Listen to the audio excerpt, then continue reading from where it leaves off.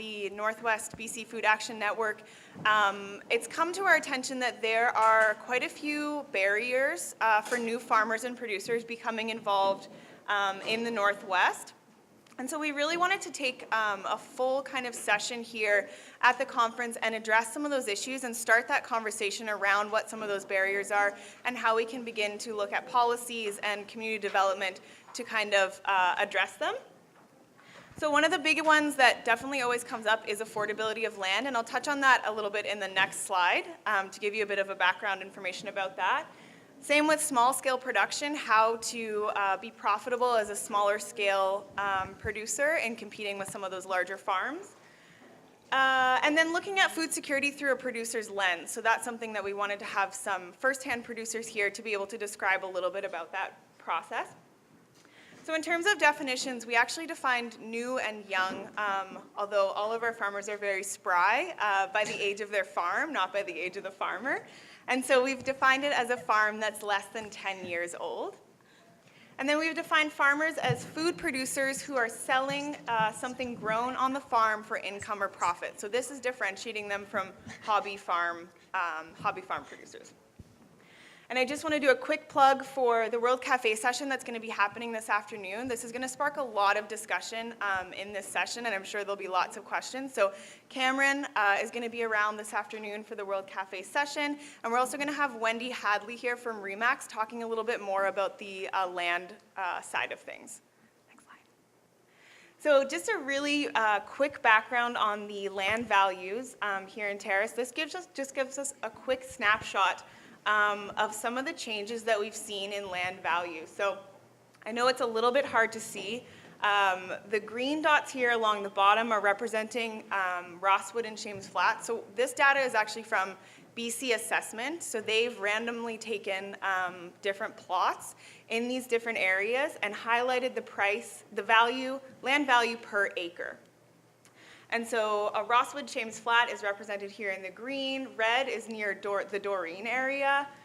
Purple is northwest of Terrace, and then the blue represents the Remo Jack Pine sort of Bronze Island zone.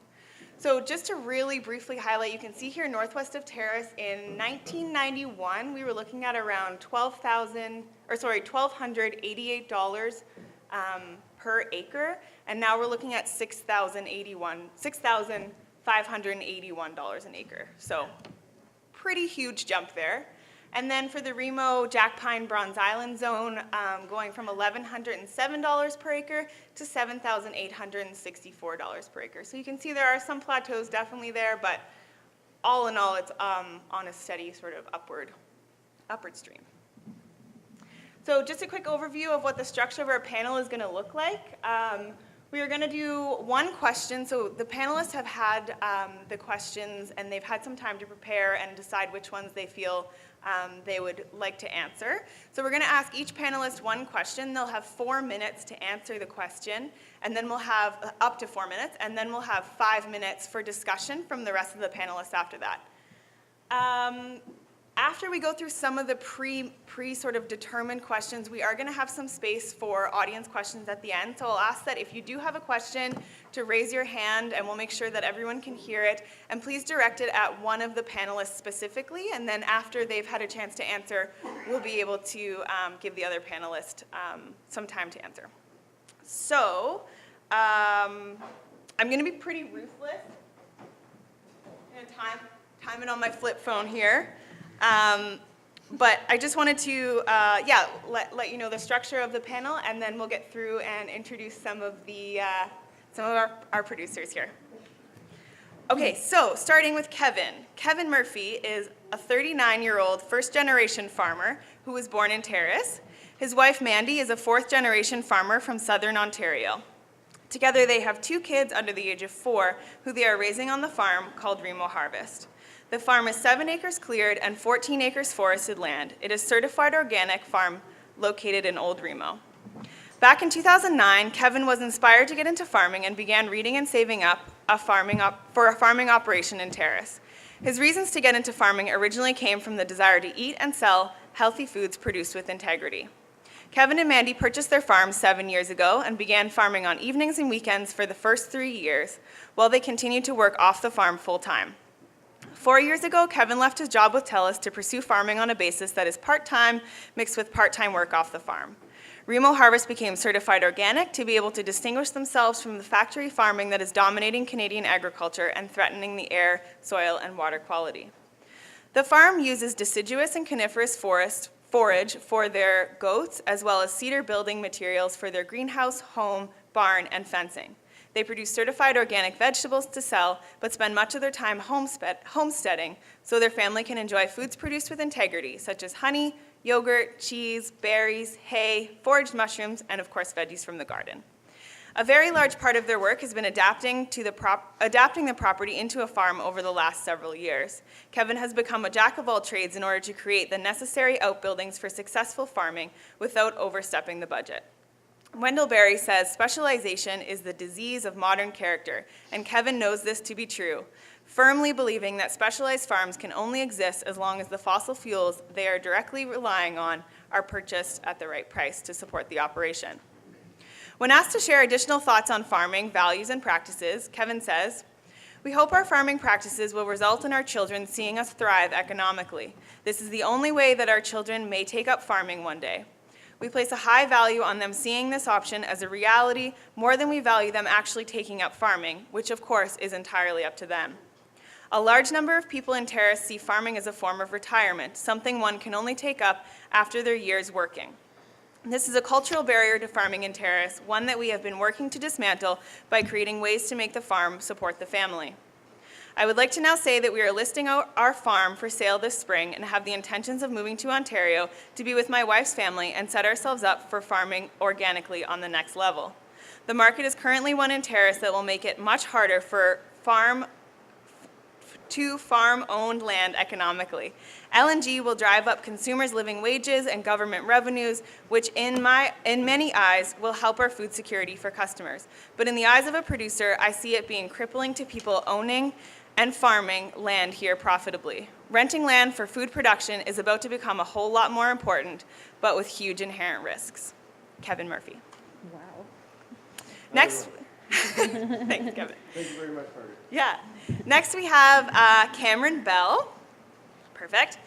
So when asked why he chose to live in northern BC, Cam simply replies, "Mountain, snow, and skiing." After completing an environmental studies degree at UNBC, he spent 2 years in local government and economic development before continuing to a career in agriculture. He has worked with farms, social enterprises, and urban agriculture consulting firms in BC and his home province of Ontario. He returned to the Northwest last fall. Cam says Terrace provided the ideal confluence of agricultural, recreational, and musical opportunities. He is now starting Farmer Cam's Foods this year. Using a few acres at Hidden Acres Farm and Treehouse Resort, Farmer Cam's Foods produces fresh vegetables for farmers market and wholesale customers in the region. With an entrepreneurial attitude and unbridled stoke, Cam is very excited to be growing a business in the Northwest. Thank you, Cam. Finally, we have Lori. So Lori and her partner Bill are Bulkley Canyon Ranch and Hazelton Hops, as she mentioned. They bought the title to their farm in 2010, and after homesteading for the first few years, decided to get serious and started their hop yard and sheep flock. The farm is still under development, but some of the areas they are currently working on include sheep for wool, meat, and breeding stock, fresh aromatic brewing hops, hay and forage for their livestock, perennial plants from the forest garden, you-pick and frozen berries, medicinal herbs, greenhouse tomatoes, and peppers, as well as permaculture research and education. Bill and Lori decided as a very new couple in June 2010 that they wanted to live off-grid and be as self-sufficient as possible. Lori took her permaculture design certificate on Denman Island in July of 2010 and then came back all fired up and curious to see what land was available. Together they made a simple vision board of what elements they wanted to have on the farm, and those became the foundation for their search criteria. They found their forever home within 4 weeks and were moving in 2 months later. Bill grew up on a hobby farm with a tractor, ponds, wood-burning heat, cattle, and other farm animals, whereas Lori grew up in the city and lived in apartment buildings and small city lots, visiting U-Picks for apples and pumpkins, and later the St. Lawrence Market, Chinatown, and Kensington Market in Toronto, which became her food havens.